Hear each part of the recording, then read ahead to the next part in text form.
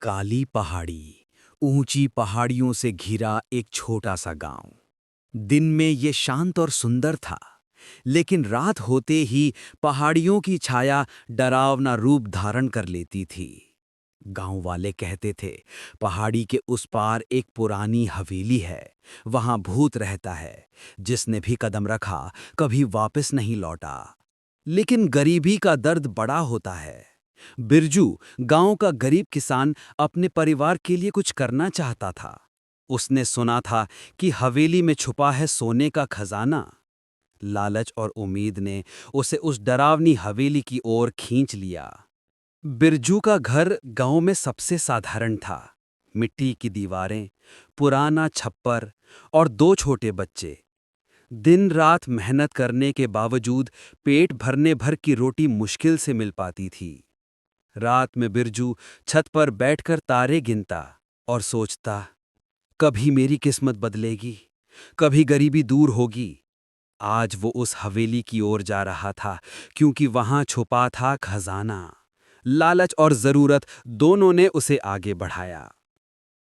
बिरजू जैसे ही हवेली के टूटे फूटे दरवाजे में कदम रखा, उसे महसूस हुआ कि यहाँ कुछ असामान्य है। दीवारों पर पुराने चित्र थे जो उसे देखते ही जैसे जीवित हो उठते हों। चित्रों में लोग अजीब मुद्रा में खड़े थे और कभी-कभी उनकी आंखें लाल रोशनी में चमक उठती थीं। छत पर कुछ पुराने झूले और झूलते बल्ब ऐसे थे जैसे हवा के बिना ही हिल रहे हों। फर्श पर अजीब आकृतियां और निशान बने हुए थे, जैसे कोई पुराने समय में गुप्त अनुष्ठान करता रहा हो। दीवारों से बाहर झांकती छोटी दरारें अंधेरे में हल्की चमक देती थीं और हर कदम पर ऐसा लग रहा था कि हवेली अपने भीतर छुपा रहस्य खुद बता रही हो। हवेली में एक मीठी सी गंध थी जो शुरुआत में आकर्षित करती थी, लेकिन धीरे धीरे बेचैनी पैदा करने लगी। बिरजू का दिल धड़कने लगा। हर कदम के साथ उसे ऐसा लग रहा था कि हवेली उसके विचार पढ़ रही है और हर वस्तु, हर चित्र कुछ कहने की कोशिश कर रहा है। वो तहखाने की ओर बढ़ा और देखा, दीवार के कोने में पुराना कांच का आईना रखा था।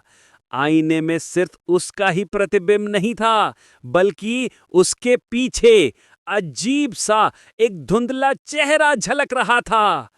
बिरजू ने पीछे मुड़कर देखा, वहां कुछ नहीं था, लेकिन आईने में चेहरा अब भी वही था। लालच और डर दोनों उसके मन में एक साथ बढ़ने लगे।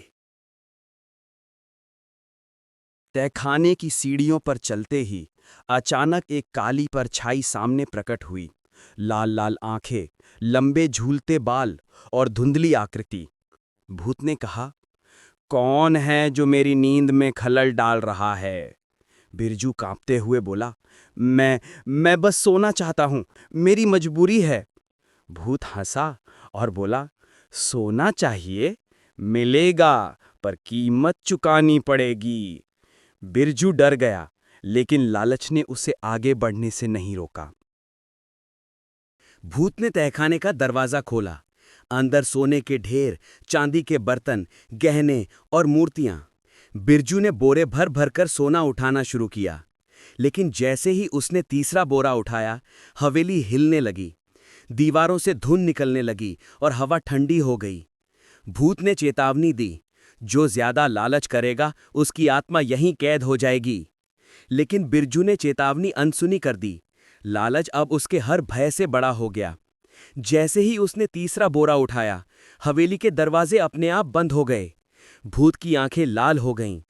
भूत की आवाज गूंज उठी, लालच का अंत हमेशा विनाश लाता है, अब तू कभी बाहर नहीं जाएगा। बिरजू डर के मारे कांपने लगा। उसके पैर मानो जमीन से जकड़ गए हों। उसने चीखते हुए कहा, मुझे माफ कर दो, मैं बस अपने बच्चों और परिवार के लिए आया था। भूत ने खामोशी में कुछ पल बिताया और कहा, अगर सच में तेरा इरादा नेक है तो आधा सोना यहीं छोड़ दे, बाकी ले जा। बिरजू ने डर के बावजूद आधा बोरा जमीन पर रख दिया। हवेली अचानक शांत हो गई और दरवाजे खुल गए। बिरजू ने सोचा, ये दौलत सिर्फ मेरे लिए नहीं, इसे सही तरीके से इस्तेमाल करना चाहिए। उसने आधा सोना गांव के गरीबों में बांट दिया। गरीबों की आंखों में खुशी देखकर बिरजू का दिल भर गया। उसने बच्चों के लिए किताबें खरीदी, बूढ़ों के लिए दवाइयां दी और जरूरतमंद परिवारों को मदद पहुंचाई। बिरजू को पहली बार महसूस हुआ कि सच्ची दौलत वही है तो दूसरों के जीवन में खुशी ला सके। काली पहाड़ी गांव वह पहले से खुशहाल था। लोग बिरजू की मदद और नेक नियत की तारीफ करने लगे। हवेली में भूत अब भी मौजूद था, लेकिन वो सिर्फ उन्हीं की परीक्षा लेता था जो लालच में अंधे थे। बिरजू ने अपनी पूरी जिंदगी में ये सीख ली कि संतोष, मेहनत और दूसरों की मदद ही असली दौलत है। लालच इंसान को विनाश की ओर ले जाता है, लेकिन दानशीलता और इंसानियत जीवन को सच्ची खुशी देती है।